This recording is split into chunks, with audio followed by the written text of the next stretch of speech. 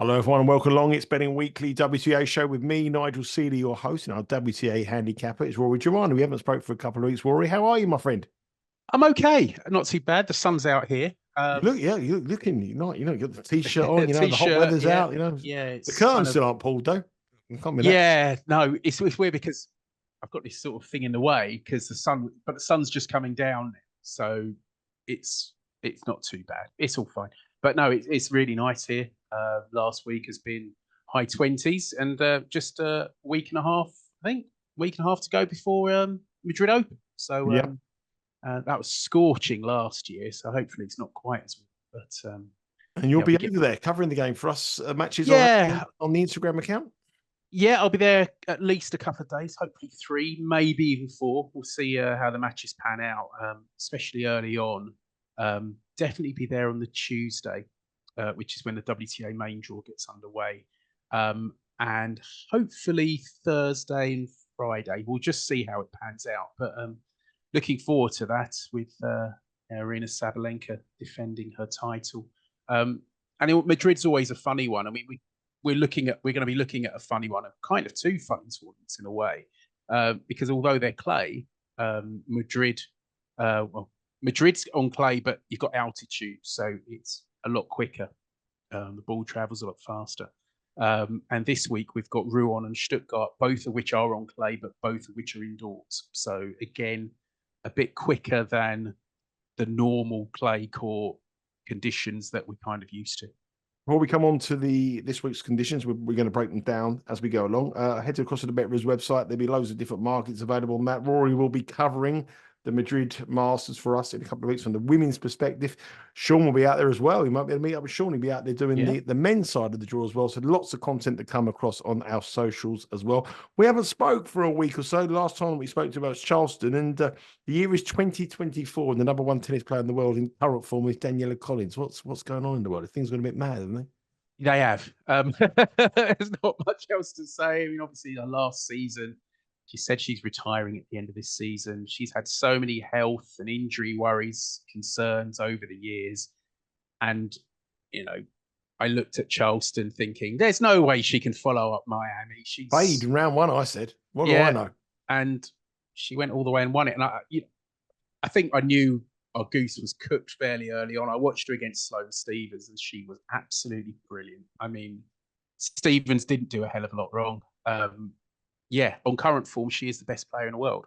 Her serve is superb. Her cross-court backhand is probably the best shot in the game right now. Unfortunately for her, but fortunately for the rest of the women's tennis world, her run came too late to get her into Stuttgart. She would have been in qualifiers, but she's opted not to do that. It's a bit of a shame. I mean, because as we say, she is the best player in the world at the moment. I mean, I picked Maria Sakkari in Charleston, and she played pretty well. And then she ran into Collins in the semi-finals. You sent me a message, didn't you, last week, telling me to head to the BetRivers website because Collins was, I think she was 40 to 1 at the time to win the US Open. 50 to 1 to win the US Open. I'm just checking on the website now to see what the price is. 20s. She's 20s now. 20 to 1. If you took a bit nibble of that. Kind of. Yes. Yeah. No, I have had a bit on Collins. I just thought, I think in these hard court conditions, she showed, well, obviously Charleston was clay, but it's the green clay, it's American clay, it's a bit quicker than normal clay. I wouldn't think she's a Roland Garros contender. She hasn't fared that well on slow clay. I think she has won, although if I'm not mistaken, her first WTA title was in Palermo on red clay. But I think up against the better clay players and the better players, I think she'll struggle a bit. Wimbledon, not sure grass is her thing, but US Open, if she stays healthy, which is always a concern with Collins, or maybe not anymore, who knows? But I think, there were quotes of 40, 50 to 1 about her. That looked way too big based on what we've seen from her in the last few weeks. That is some way off now, but we will have all the majors covered for you here on Betting Weekly WTA. This week we have two tournaments in the countdown to the French Open, and we're recording this now at 7:30 p.m. English time, 8:30 where Rory is over in Madrid, and which is about 2:30 p.m. Eastern time. And as we stand now, the Porsche Tennis Grand Prix over in Stuttgart, the big event of the week, the WTA 500, we haven't got any tournament winner prices now. Why aren't we up? I know the draw was only made yesterday, but you understand sometimes there's injury doubts for players. I understand sometimes that players withdraw, but like we haven't had any WTA tennis for a while. Come on, Bet Rivers, get doing your work. Yeah. Come on, why aren't they up? I mean, the draw was actually made today at about lunchtime. Well, there we go. Okay, so, I thought it was yesterday, but yeah, no, it was today. So that's a bit of an. My apologies but to it's the still, tennis compiler, odds compiler at Bet Rivers. Still the night before, though. Come on. It might go up later tonight. It might go. Yeah, it's the night before Stuttgart. No prices were out. All was quiet. It was quiet as a mouse. I think they might. Hopefully, they'll go up later tonight. You've had Billie Jean King Cup action this week, and maybe there's some injury doubts about a couple of players. I don't know. I mean, sometimes you get that. The odds compilers are a bit slow if there are worries over certain players. Stuttgart's such a small field as well. It's a 500, but it almost always is the strongest field of the year. There's not much dead wood in the tour. It's a really high class event.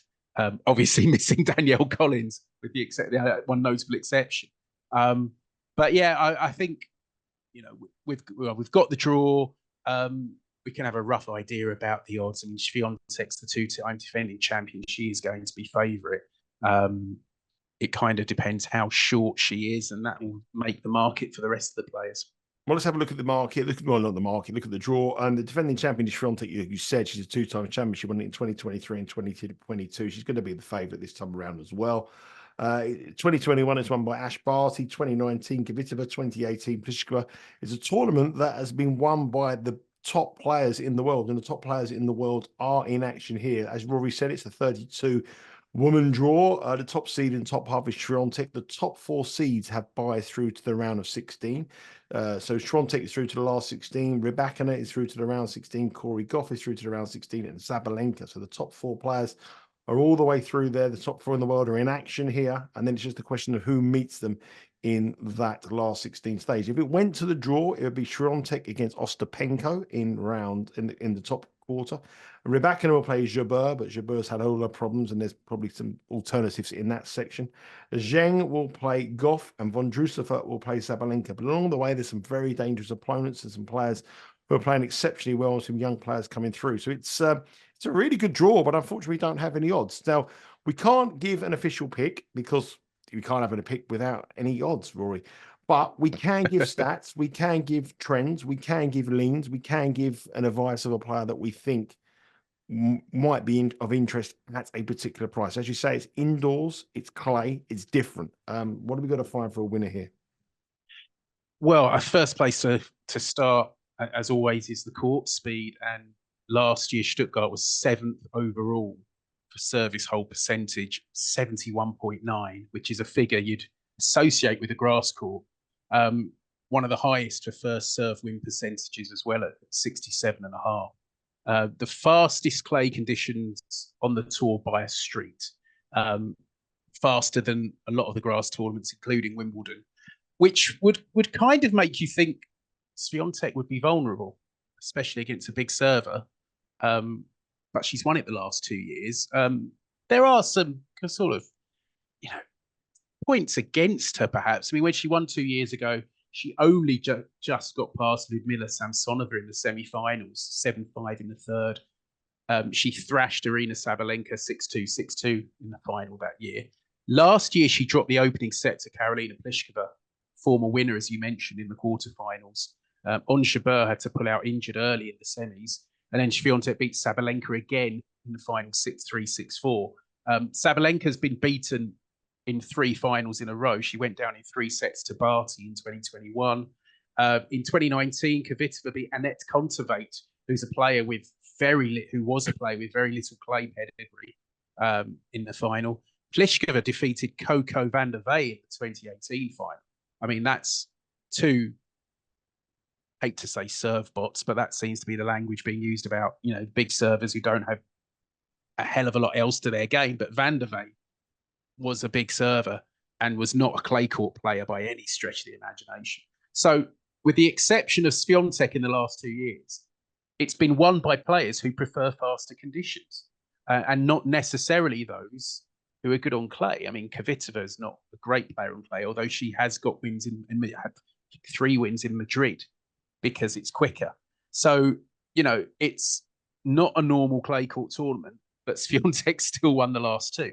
And Swiatek and Rybakina are both in the top half, which to me is really interesting because Goff has a terrible record here. Goff's been here twice and not won a match in the last 2 years. She lost to Daria Kazatkina first up 2 years ago, and she fell to Anastasia Potapova last year after getting a first round bye. I know she's improved a lot since then, but I'd still be against her. Sabalenka, we still don't know. Obviously, she had that horrible personal tragedy in Miami. She did beat Paula Badosa, who she could meet again here in round 2. Then she went out to Angelina Kalinina. But she looks to have quite a tough draw, and we can't really be sure what sort of form she's in at the moment. So there are question marks. I watched a bit of Swiatek yesterday. It was yesterday in the Billie Jean King Cup, and she was playing Celine Naef from Switzerland, and Naef was giving her plenty to think about early on. And even in the second set, she staged something of a recovery. It looked like Swiatek would roll over her, but Naef was 3-1 up in the first set, got an early break, and she was happy to trade with Swiatek from the baseline and having some success. Swiatek did win, but she didn't look quite as bulletproof as she has done on occasion. So maybe, I'm very interested to see what price Swiatek is, because she could be worth taking on. She also could be worth taking on because in the second round, the third round, the quarterfinals, she could be playing Ostapenko. And Ostapenko, as we've said, has got that 4-0 head-to-head record against her. If you want to take her on, I think she's going to start. I'm guessing she'll probably start around about plus 175, something like that, around that kind of price. Yeah, plus 150 was in my head, but I think plus 200 could be, plus 175 could be thereabouts. Yeah. If you want to take her on, I think you have to take her on in that get her beat before she gets through. And if we are going to get a beat, who are we going to get a beat by? Yeah. So we mentioned Ostapenko's great head-to-head. But the problem with Ostapenko is she quite often doesn't follow up. So even if Ostapenko was to beat her in the quarterfinals, I think it would be, you wouldn't guarantee that Ostapenko would get to the final. In that top half, I do like Rybakina. She would be the one for me to take Swiatek on with. And I think when we looked at Indian Wells, I think I sort of stumbled across, I stepped on the strategy of let's pick one from the big 4 and one outsider. I think in this tournament, we have to see the prices first, but I think Rybakina could be the value. She's okay on clay, and she won Rome last year. I think when you're looking at the previous winners, it's gone to a player who's serving really well, and Rybakina is the best server in the game. I don't think there's any doubt about that. She played pretty well. She had to dig deep in Miami. She got to the final. She lost to Collins. Came through some tough matches. But I think, I think she hasn't done well here before. She was injured last year. She fell to Paula Badosa the year before, but that was before her Wimbledon win. So I think she's a much better player. I just think her serve's going to be deadly here. And I think her draw up to facing Swiatek or Ostapenko isn't a bad one. She's got Veronika Kudermetova or Barbara Krejcikova first up. Kudermetova, she's serving well, could be difficult, but she's not been in great form of late. then you're probably looking at Katerina Alexandrova or Ons Jabeur, or possibly Jasmine Paolini, who won in Dubai. I think Rybakina would have too much for either of them. And then you're looking at Swiatek or Ostapenko. So I think she's got a reasonable draw. And I think Rybakina serving well in these conditions is going to be very difficult to beat.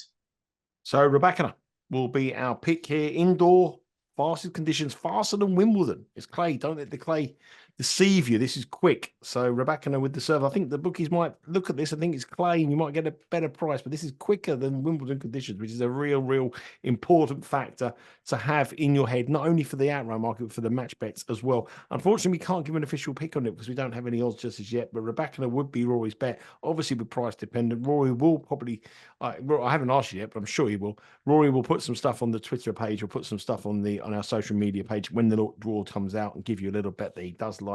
Was there anyone in the bottom half you like? Want to throw a dart out, or we're just going to stick with Rybakina? Yeah, in the bottom half, Marketa Vondrousova, who pulled out of Indian Wells, pretty sure, nothing confirmed official, but it's pretty sure it was due down to the death of her grandfather, who was her biggest fan and very close to her by all accounts. And she also missed Miami. She played really well in her first round match. Well, she blew Bernarda Pera away. And it makes me think that she could be back to something like her best. She's obviously the Wimbledon champion. These conditions should suit her. She's got that great drop shot, which will be very useful here. Lefty serve. Hasn't got a great record here, but hasn't played here when she's been in great form. Tough section of the draw, probably the toughest section. It's the one with Sabalenka. She's got Donna Vekic first up, who's going to be useful in these conditions if she's serving well. And then Lyudmila Samsonova or Anastasia Potapova in round 2, and then possibly Sabalenka in quarterfinals. But if she can get going, and I think she'd be a big price. I mean, I suspect she'll be around $25, $33. And that bottom half, you take out Sabalenka, it looks scrappy. It looks tricky. And I think she could have as good a chance of anyone. And I think she'll give us a run for her money at a price. Her form before that withdrawal was good. She was playing well. She's playing well, Vondrousova. I think she's the forgotten girl of women's tennis. I think she's she's a Wimbledon champion. Yeah, she's very disrespected for the market. She's not popular in terms of the betting. Coco Gauff is having a terrible season. I don't think the conditions will suit her that great here. As you said, she's never won a match here. Zabalenka has obviously got some problems to deal with herself personally in that bottom half of the draw, so that's really opened up. Swiatek will be short price, as we know. Rybakina could be the value because the market will think that it's going to be not playing the conditions because it's clay. So yeah, I always look at Vondrousova and I think to myself, she is the one that if you were looking for a value play outside the top 4, outside the top 5 at big prices, she doesn't get the credit that she deserves as a major champion and a current Wimbledon champion in quick conditions. And that is the key point to make out here. Stuttgart is indoors. It's on clay, but it's quick. No prices yet, but give me a couple of hours. By the time this video drops, Bet Rivers will have a whole host of betting markets on the tennis. Head across to the Bet Rivers website. Make sure you place any of the bets. And then if you do place any of your match bets as well, remember it's an early start tomorrow around about 5 a.m. Eastern time. Or you'll be able to live stream. You'll be able to watch live and bet live on the Bet Rivers website. You'll be able to live stream all the matches from Stuttgart. But unfortunately, at this moment of time, no odds. But Rybakina and Vondrousova are the leans for Rory. But it's very hard to say because we don't know the prices as we are yet. But we do know prices in the second tournament of the week. And it's not the best. I mean, the main course we've just done with it, we've got the starter here, really. It's not the latest one. It's in Rouen in France, in the north of France. I've just come back from France. Beautiful. It's an amazing time in the south of France. But this is in the north of France. And really, it's not the best offering that we've had or we've spoken about. The big offering is over in Stuttgart. But let's have a look at this draw. It's over in Rouen in France. Nothing really to go on, Rory, here. It's clay court again. It's indoors, but there's not really much data, so it's quite limited to how we approach this. But what are you looking at? How are you going to approach this one? Yeah, there is no data really, because Nothing. because the last 2 years it was a 125. It's a challenger event. It was held in October, and it was on hard court, and they've moved it to clay. I guess, to give players more prep to Roland Garros. I did watch some of the qualifying action. To the eye, it's certainly quicker than normal clay. It's not as quick as Stuttgart, although that could partly be down to the quality of player in the qualifiers. But it's not slow, is what I will say. But that's as much as you're going to get on this. So we're a little bit in the dark with Rouen, but you've got Anastasia Pavlyuchenkova, the top seed. Caroline Garcia is number 2, and I think she's one to give a wide berth to at the moment. I watched her in the Billie Jean King Cup on clay indoors this week, and she lost from a set up against Emma Raducanu, who was actually playing really well. Actually, fair play to Raducanu, because I thought she'd get pummeled on clay. I didn't think clay was her surface at all. Is indoors, so a bit quicker. And of course, Britain earlier that day, Katie Boulter had been beaten 2-0 by Deanne Parry. So when Raducanu lost the first set, it looked pretty much over. Then Raducanu came back to win. And then Boulter, and because Boulter, that was her first, I think it was her first competitive match on clay, which is incredible. But that was her first competitive match. She got absolutely thumped. Then the next day, she came back and beat Clara Burrell 7-5, 6-0. And then Raducanu defeated Parry, and Britain were through. So incredible, absolutely incredible. But back to Rouen, and I think Garcia is one to avoid. I don't know. She didn't play in the reverse singles. There might be a slight injury doubt about her, because she's a better player than Clara Burrell. So you'd have expected her to play the singles, unless they were saving her for the doubles. Perhaps it was a strange one. Third seed's Angelina Kalinina, who I think is really interesting because she showed some decent form in the States. Mentioned she beat Sabalenka. Yue Yuan, Chinese player, she won her first WTA title in Austin not so long ago. She's seeded 4. 5 is Mira Andreeva, who we haven't seen since she made an early exit at Indian Wells to Katie Volinets. 6 is Sloane Stephens. 7 is Burrell, who we've already mentioned, and 8, Anna Blinkova. Interesting wild card is Naomi Osaka, though she's never really shown much of an affinity for clay. As we keep saying, it is quicker than conventional play. She did have a good run in Stuttgart a few years back. First up, she's up against Martina Trevisan, who reached the semis at Roland Garros a couple of years back, but she slipped to 81 in the world. Didn't show much in an ITF 100K event in Spain this week just gone. So, it's an interesting tournament. Yeah, not massive names, as you say, the big names are Stuttgart, but there might be a couple of picks here, and we'll have a look at the odds shortly. And I'm a bit surprised by the market leaders, shall we say. Let's have a look at the draw first. Pavlyuchenkova is in the top half. She will play Blinkova in the quarterfinals. Kalinina will play Andreeva. Stephens will play Wan. Burrell will play Garcia. If we look at the odds, Pavlyuchenkova is the favourite with Bet Rivers, but plus 450. Andreeva is plus 550. Osaka plus 550. I mean, I don't get that one. Kalinina plus 850. Kochereta is 11. Pliskova 12. Sloane Stephens 12. Caroline Garcia 12. Blinkova 18. Yan is 20. Peyton Stearns 22. Lynette is 22. Podolska is 28. Burrell at 28. Then we go into some big prices. Surprised I looked at these odds. I didn't see a price for Parry. I thought Parry might be on the betting here, but I didn't see a price for Parry. I thought she might go quite well in the tournament. If you look at the top half of the draw, really, I would say the bottom half is easier than the top half of the draw. Very, very marginal. I think the bottom half is probably a little slightly easier because you've got Andreeva and you've got Pavlyuchenkova in that top half of the draw. The bottom half of the draw, I think you may be able to get someone through at a big price, especially if Rory wants to lean fade Garcia, then that opens up that bottom half massively. So where are we heading here? I mean, looking at the prices, I hinted at this in my spiel earlier. I think Kalinina's the pick for the top half. Got the better of Caroline Wozniacki in Charleston. Fell to Kasatkina, who we know is a specialist there. You picked her, didn't you? Had a lean for Kasatkina in Charleston, and she got to the final. Kalinina, Rome finalist last year, likes clay. And, as she showed in Miami, she doesn't mind conditions a bit quicker. So I think she's showing some form at a good time. This is, as I say, she reached the final in Rome last year. She's got an easy opener, what should be an easy opener, against Alizé Cornet, who's very much in a veteran stage, and her form of late has been really disappointing. Osaka in round 2 could be interesting. I mean, they've met once before, but it was about 9 years ago. And as I say, Osaka on clay is a player that you'd feel quite comfortable taking on, really. And then possibly Andreeva in the quarterfinals. Now we know Andreeva. Yeah, she had a good run in Madrid last year. That was kind of where she made her name. And these should be slightly quicker than normal clay conditions. She could go on a run. I'm just concerned about her lack of form and her lack of play of late. I mean, she missed Miami.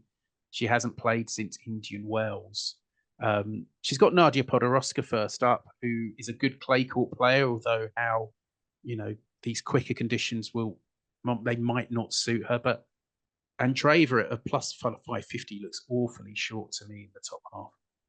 So Kalinina in the top half is Rory's pick, and around about I haven't got the graphic. I'm looking down because I've got the graphic on my mobile phone because I just recorded with Sean. I haven't been able to add time to print the graphic off. So she's plus 850. Kalinina in the top half of the draw. I quite like the Kalinina. The Ukrainian is obviously showing some great form at the moment. It had having a good year, and she seeded as well. And she got quite a relatively easy draw. I think the market's obviously given her an overrated chance because that Osaka matchup potentially in round 2. In the bottom half, where we go, I think the bottom half is weaker. I think if you're going to have a bet, I think you've got to look for an each way value in the bottom half. Where do we find in the value there? Definitely. I feel a little bit like I'm following certain players over cliffs, but I'm really tempted by Karolina Pliskova here. We mentioned she's won Stuttgart before. Big serve. She won Linz earlier this season, which was indoors. And Linz wasn't the quickest, but she still got the job done there. Then she played really well in Doha. A couple of really good wins, and then pulled out injured before meeting Iga Swiatek. Hasn't done too well since. Indian Wells was slow. Miami, she ran into Donna Vekic, who's difficult in quick conditions. She's got no one of that caliber, certainly on current form, on her side of the draw. First up will be Polina Kudermetova, who's the younger sister of Veronica. Then the winner of Sloane Stephens and Peyton Stearns. I mean, both of those are capable of going deep here. Then it's likely to be Yue Yuan or Varvara Gracheva. Maya Sheriff's in very ordinary form. I mean, she is a clay specialist, but she's just shown no form in the last few months. And then in the semis, possibly one of that French Billie Jean King Cup team that got beaten by Britain. You're looking at probably one of Parry, Burrell, or Garcia. If Pliskova's serving well and repeats what she showed in Linz and Doha this year, I think she makes the final. I think she's $12. I think she's a great each way play. As I say, I think she's getting near the end of her career. This is probably more her level. She won a 250 in Linz. There's no one frightening this half draw. Sloane Stephens would have to roll back the years, and she hasn't shown that much, potential this season. I think Pliskova at $12 is a really nice each way bet. I quite like the two French girls, Burrell or Parry. I thought they might come through the bottom half and give some go, but the fact that it's quite quick, the fact that it's indoors really does help Pliskova as well massively. She has got to qualify in round 1. I think she'll beat Stephens, and then the draw opens up, and that bottom half is very, very weak. You can throw a few darts at a couple of people each way in the bottom half. Remember, Bet Rivers offer half the odds each way on this tournament. So if you bet someone like Pliskova here at 12-1 to win the tournament, you're getting 6-1 about her to make the final. And that obviously, in that weak section, really does appeal. So there's Rory's picks here. We do know we have the prices for Rouen. He's going to go for Kalinina at plus 850, and we're going to go for Pliskova at 12-1 each way. Is Kalinina each way bet, or just we're going to go win? Yeah, Kalinina will be each way as well. We'll go point each way on both. Yeah, point each way. Remember, there's some fantastic content coming along your way on Betting Weekly Studios on YouTube. Lots of stuff on the Champions League starts again on Tuesday. Some really, really intriguing matches there. Arsenal travels to Bayern Munich after the setback for both clubs over the weekend. You have Real Madrid, where Rory is. They're traveling to Manchester City to face Manchester City at the Etihad in a 3-3 draw. All that stuff will be covered from our handicappers on there. Obviously, the tennis, I've just recorded a podcast, Betting Weekly Game Bet Match with Sean Calvert. Sean Calvert's broken down 3 men's tournaments this week. And we also have loads of action on our socials, on our Instagram account and our Twitter account. Same handle, @becausewewin. Lots of exclusive content on the Instagram account. All the handicappers going to give some picks. And Rory will give us a pick on the Porsche tournament over in Stuttgart when the lines are out. He's giving his leans there, but we need to see the prices. And Rory, don't miss a thing. We'll be on our social account. Rory will be giving the picks on there as well. And don't forget, download this podcast, Betting Weekly WTA show on your preferred podcast provider. Rory, enjoy the weather. Enjoy the weather. Thanks, mate. Will do. How was it with you? It was all right. I was in south of France last week. It was lovely. But I've just more holidays than Judith Chalmers. You. Well, nobody even knows who Judith Chalmers is. They're too old. We're too old to know. Even British people wouldn't know Judith Chalmers. And everyone's too old. She was a travel reporter many years ago. This is not holidays. It's work, Rory. It's work. Sorry, it's work. Estoril, south of France. Yeah, all the dives. Yeah. Terrible. To be fair, I leave all the dives to Sean Calvert. He's our dive correspondent. I let him go. Now he gets some good ones. He went off to Indian Wells. Indian Wells, he's off to Madrid next week. Sean's Indian Wells video was hilarious. Was he sort of some sort of bar with some music? Doesn't like singers. Stuff. Yeah, that was it. That was absolutely hilarious. He doesn't like anything. I don't know why he's in there in the first place. He doesn't like singers. Why go in there? Yeah, go home. Anyway, I like singers. I like good time. I like the south of France, and I like fine wine and nice cuisine. I had an absolute fantastic time. Anyway, I'm back now for 5 weeks before we go away again. You'll be away covering for the Madrid for us. Hopefully, we can cash some tickets. We're hitting a lot of near misses, hitting semi-finals, just touching distance and making the final. Hopefully, we can have a breakthrough this year. But it's very hard when you're picking the outright markets. It's very, very difficult. Then suddenly you hit one, and all is good in the world. But hopefully this week could be the week. The countdown to the French Open is really, really hotting up.